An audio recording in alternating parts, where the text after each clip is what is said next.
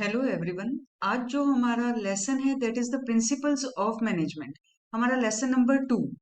इसके इसमें आज जो हमारा टॉपिक है दैट इज इम्पोर्टेंस और significance of the principles of management. जो हमने प्रिंसिपल्स ऑफ मैनेजमेंट कर लिए हैं उनकी क्या इम्पोर्टेंस है। इससे पहले हमने सारे प्रिंसिपल्स ऑफ मैनेजमेंट हम स्टडी कर चुके हैं। उनको स्टडी करने के बाद उनकी इम्पोर्टेंस को करना बहुत इजी हो जाता है, बिकॉज वी नो कि जो प्रिंसिपल है हमने हर प्रिंसिपल के साथ साथ उसके एडवांटेज और अगर हम उसे अप्लाई ना करें तो उसके डिसएडवांटेज किए थे। So on the basis of all those points it is very easy to understand what is the importance और significance of the principles of management. इसमें हमारा जो फर्स्ट पॉइंट आता है that is providing managers with the useful insight. What is this insight? Insight का मतलब एक simple सा आप मान लीजिए इट इज द गाइडलाइंस। ये एक हमारे अंदर ऐसी एफिशिएंसी, ऐसी इफेक्टिवनेस लाता है, हमारी एबिलिटीज को ऐसे बढ़ा देता है कि हमारे लिए कोई भी डिसीजन लेना बहुत इजी हो जाता है। यहाँ पे जो वर्ड हम यूज किया, द वर्ड हम is use for the managers, right? So it becomes very easy for a manager to take the decision. Why?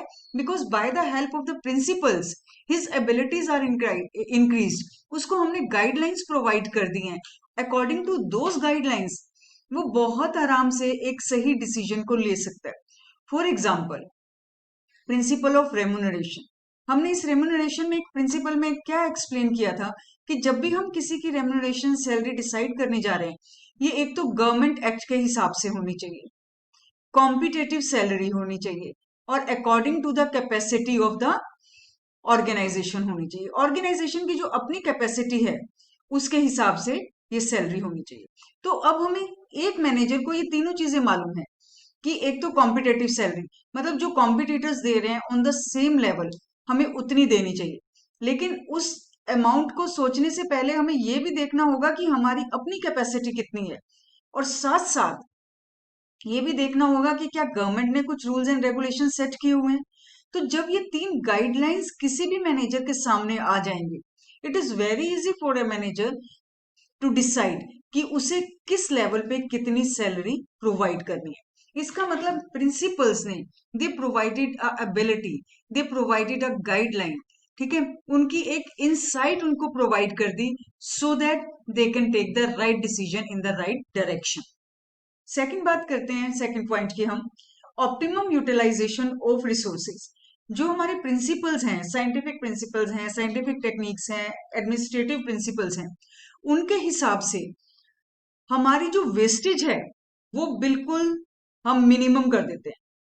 और optimum utilisation of resources means जो रिसोर्सेज हैं उनको हमने ऑप्टिमम लेवल तक utilise करना है। बेटा अब हम वर्ड मैक्सिमम यूज नहीं करते।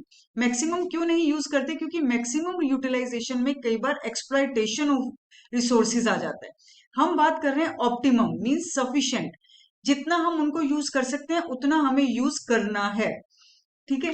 और वो कैसे पॉसिबल है? By the help of the principles. For example time study, time set करना है that what is the standard time to do a task.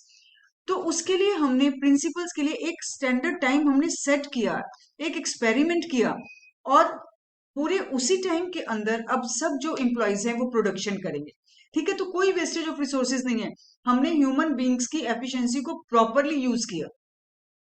एक मेथड स्टडी है, मेथड स्टडी में हमने कहा there are different methods of doing a task, उन सबको evaluate करना है, और जो बेस्ट मेथड है जहां पे एफिशिएंसी बढ़ रही है, कॉस्ट मिनिमम आ रही है, उस स्टडी को, उस मेथड को हमने अडॉप्ट करना है, ठीक है। इसका मतलब हमने कॉस्ट रिड्यूस की, एफिशिएंसी बढ़ाई, उस मेथड को जब हम अडॉप्ट कर रहे हैं तो definitely we are going to use the resources up to the optimum manner.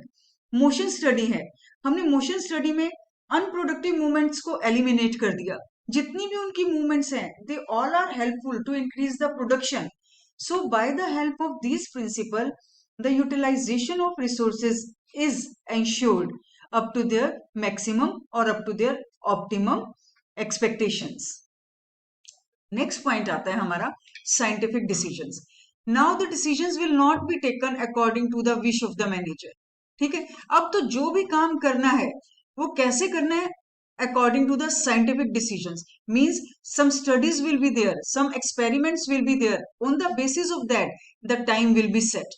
The time, अगर हम एक किसी भी काम को करने का टाइम सेट कर रहे हैं, तो मैनेजर ये नहीं सोच सकता that in the previous year this was the standard time. उस विश के हिसाब से हम नहीं कर सकते. हर काम के लिए जो भी डिसीजन लेना है, कौन सा मेथड होना चाहिए काम को करने का, कितना टाइम हमने किया, क्या वेजेस हैं, हर चीज के लिए कितनी उनकी एफिशिएंसी है वर्कर्स की, उसके हिसाब से जो हमने डिफरेंशियल फीस वेज सिस्टम किया. तो इस हर चीज में scientific decisions means a reason is there behind each and every decision. It is not according to the wish of the manager, it is not according to the prediction of the manager कि हाँ ऐसा हो सकता है तो ऐसा हो जाएगा. This is not a way to take the decision. There should be a scientific reason for each and every decision.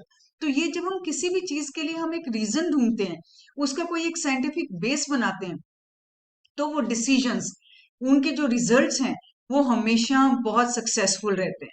ठीक है, तो इसके लिए हम यही कह रहे हैं कि अब विश के ऊपर नहीं छोड़ा जाएगा मैनेजर्स को, साइंटिफिक डिसीजंस लिए जाएंगे ताकि success can be ensured up to the maximum extent. Next is meeting the changing environment requirement. By the help of the principles, the changing environment, it can easily be adopted in the organization. बाहर कोई भी change हुआ, हमने easily अपने organization में उसको adopt कर लिया. For example, अब हम बात कर लेते हैं, इस principle को बाद में समझाती हूँ. For example, principle of order. हमने क्या किया हुआ है, हमारी हर चीज बहुत सिस्टमेटिक है. ठीक है, प्रिंसिपल ऑफ ऑर्डर हमसे क्या कहते हैं, that there should be a fix place for each and everything. ठीक है, अब हमारी फॉर एग्जांपल न्यू टेक्नोलॉजी आ रही है मार्केट, ये हमारा आउटसाइड चेंज हुआ हमारे लिए, तो हमारे अब ऑर्गेनाइजेशन में प्रिंसिपल ऑफ ऑर्डर फॉलो किया जा रहा है. It means there is a fixed place for each and everything. We know where is the old technology, and at that place only the new technology will be established. तो इस principle of order ने हमारी internal जो हमने changes करने थे उसको बहुत इजी कर लिया. हमने जो इंटरनल चेंजेस किए वो किस हिसाब से किए, क्योंकि एक्सटर्नल एनवायरनमेंट चेंज हुआ था. अब दूसरे एग्जांपल आप ले लो, प्रिंसिपल ऑफ फेयर रेमुनरेशन.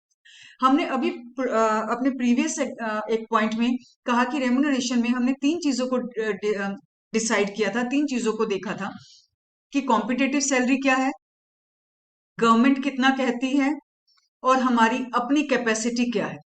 ठीक है, अब एक बात ये मानिए कि गवर्नमेंट ने अपने रूल्स चेंज कर दिए, तो बहुत इजीली हमारे लिए एक और एक गाइडलाइन आ गई कि अब हमने उसके हिसाब से अपने इंटरनल एनवायरनमेंट को चेंज कर देना.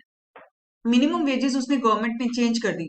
हम पहले 300 गवर्नमेंट की सेट थी, हम अपने जो वर्कर्स हैं, डेली वर्कर्स हैं, उनको उसी हिसाब से पे कर रहे थे, लेकिन अब गवर्नमेंट ने 400 कर दिया.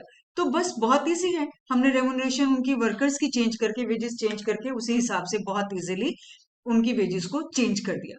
If the principles are applied, then internally the environment can be changed very easily. Next point बात करते हैं इफेक्टिव एडमिनिस्ट्रेशन. फ्यूल ने हमें जितने भी प्रिंसिपल्स दिए, all are for the effective administration. जो हमें टेलर ने दिया, टेलर ने ज्यादातर हमें वर्कर से रिलेटेड बात कही कि उनका टाइम क्या होनी चाहिए, उनकी मेथड क्या होने चाहिए, उनकी मोशन स्टडीज में हमें क्या क्या डिसाइड करना है. लेकिन फ्यूल ने जो बात कही वो सारी एडमिनिस्ट्रेशन से रिलेटेड कही. And if all these principles are applied, then administration will be very effective. For example, principle of scalar chain means every information is passing through a chain. No one can deny कि मुझे information नहीं मिली थी.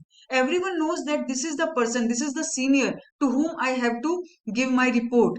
तो एक तरह से एक पूरी स्केलर चेन है. Everyone knows from where to take the orders, to whom I am responsible. Principle of authority and responsibility. जितना हमने किसी को काम दिया उससे रिलेटेड अथॉरिटी भी दे दी, ताकि वो बाद में बहाने ना बना सके कि मेरे पास अथॉरिटी नहीं थी तो मैं काम नहीं कर सका. सो नेक्स्ट है principle of unity of command. इससे केओस क्रिएट नहीं होगा बिल्कुल भी. ठीक है, तो इसी चीज को रोक दिया उन्होंने एक प्रिंसिपल बना के. सेंट्रलाइजेशन एंड डिसेंट्रलाइजेशन, इसका कॉम्बिनेशन लो. इंपॉर्टेंट जो हमारे डिसीजन है that is at the top level, routine type of decisions at every level. So by all these principles, the administration is very effective. Means now the employees are not creating any chaos. They know that I am responsible for this particular thing. I cannot make the excuses because a clear scalar chain is there. So by the help of these principles the administration becomes very effective. अब बात करते हैं हम अपने next point की, fulfilling the social responsibility. अगर हम अपने प्रिंसिपल्स को ध्यान से देखें, in these principles they are not going to ignore the social responsibility, it is the part of all the principles. For example, principle of equity, wahan pe fuel says that no discrimination should be there on the basis of caste, color, creed or sex. If two persons are having the same knowledge, same capacity, same abilities and they are working at the same level, they should be paid equally. ठीक है, तो कोई इन basis पे discrimination नहीं हो जाना चाहिए, cast, colour, religion, sex, इनके हिसाब से कोई डिस्क्रिमिनेशन नहीं. So what is this? This is the social responsibility that all should be treated equally on the basis of their capacity. Principle of fair remuneration, मतलब एक्सप्लॉयटेशन नहीं employees का, उनको अगर आपकी कैपेसिटी है, गिव देम फेयर रेम्यूनरेशन ताकि वो अपना minimum standard of living maintain करके रख सके. So what is this? This is the social responsibility. So these principles are also helpful in maintaining the social responsibility in the organization. अब हम अपने last point की बात करते हैं. Last point says management, training, education and research. हमारे इस last point में 3 चीजें इंक्लूडेड हैं. One is training, second is education and third is research. So these principles, जितने भी हमने मैनेजेरियल प्रिंसिपल्स किए, साइंटिफिक प्रिंसिपल्स किए, they are becoming a base for the managerial training and education. जितने भी हमारे मैनेजर्स हैं, when some programs are going to be arranged for them, some seminars are there, so the training and education, everything जो भी management में हमारा हो रहा है, these principles are becoming a base for all these things.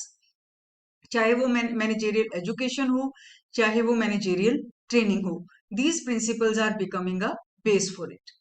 Now next point is education. Education वही जो चीज हम पढ़ रहे हैं. फॉर एग्जाम्पल, अब आप ये देखिए, it is the part, these principles are the part of our curriculum, हमारे सिलेबस का पार्ट है. In 12th class we are going to do it, CBSE ने इसे करिकुलम में डाला हुआ है. In the same manner these principle you are going to study in the BBA, MBA, जितना आप आगे जाके BCom वगैरह करेंगे, these principles, और कोई चैप्टर आए या ना आए, but these principles will be the part of your curriculum अगर आप कॉमर्स आगे जाके परस्यू कर रहे हैं तो. Next point is research. Now if any research is going on in the management, then these present principles they become the base for the further research. present जो हमारे principles हैं, ये तो प्रिंसिपल्स हो चुके, इन प्रिंसिपल्स के बेस पर हमारी सारी फर्दर रिसर्च होगी. यही प्रिंसिपल्स हमें गाइडलाइन प्रोवाइड्स करेंगे, यही हमारे लिए एक बेस प्रोवाइड करेंगे, on the basis of which the further research will be done, further research will go on. So we have done 7 points of the importance of the managerial principles. Thanks to all of you. Next video में मिलते हैं हम एक नए topic के साथ.